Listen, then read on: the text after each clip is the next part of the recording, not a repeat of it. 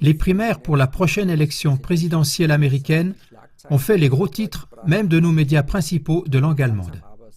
Lentement mais sûrement, il semble que se dessine la perspective qu'Hillary Clinton pour les démocrates et Donald Trump pour les républicains entrent en lice finale pour la fonction de 45e président.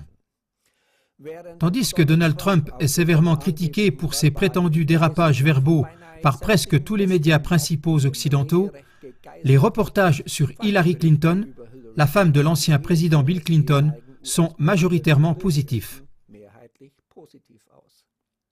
Ceci, justement, pourrait être un calcul, car les analystes politiques préviennent depuis longtemps que cette bataille médiatiquement préfabriquée entre les deux principaux candidats pourrait n'être en fait qu'un grand show.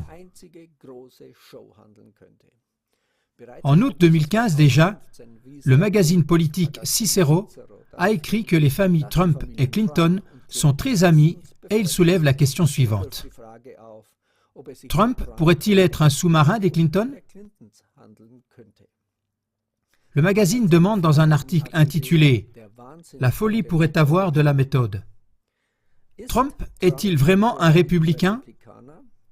Ou est-il un sous-marin des Clinton qui devrait ridiculiser les républicains aux yeux du public afin que la démocrate Hillary ait de meilleures chances? En fait, selon Wikipédia, Trump a été membre du Parti démocrate jusqu'en 2009 et a fait don de $100 000 à la fondation de Clinton il y a quelques années.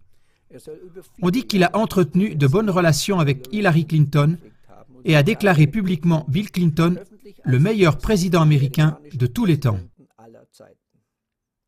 Au surplus, les filles de Trump et de Clinton sont de grandes amies.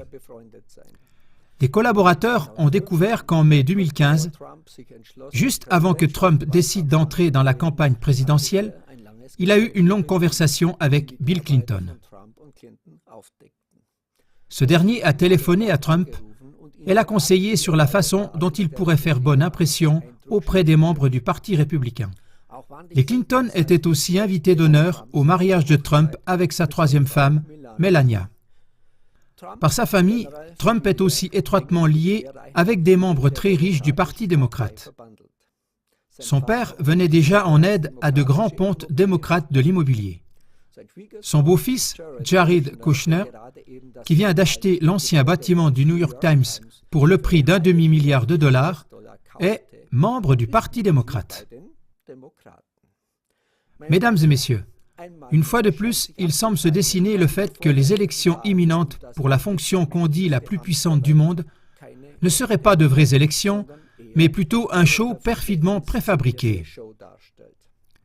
Les critiques font remarquer depuis des années que seul celui qui est fidèle aux élites existantes de l'argent et du pouvoir reçoit le titre de président des USA. Le sociologue allemand connu Hans-Jürgen Krismanski résume cela comme suit. Le président américain ne peut pas faire un pas sans le système oligarchique dans lequel il a été intégré. Avec l'exemple d'Obama, il explique que les présidents américains seraient au mieux les employés les plus puissants du monde. Quand on suit son itinéraire biographique, il s'agit d'Obama, on remarque qu'il a été choisi très précisément. Il n'y a guère d'espoir que des candidats vraiment indépendants puissent encore enrayer la campagne du show que jouent Clinton et Trump. Malheureusement, les États-Unis, qui mènent partout des guerres démocratiques sanglantes, présentent encore et toujours dans leur propre pays un manque dramatique de démocratie. We make our own business just for the USA. And we're destroying your planet to make money. We fight the world. We fight the world. We fight the children. We fight the children. We fight the world, the forest and the sea. So let us doing. There are people dying, and we don't care about.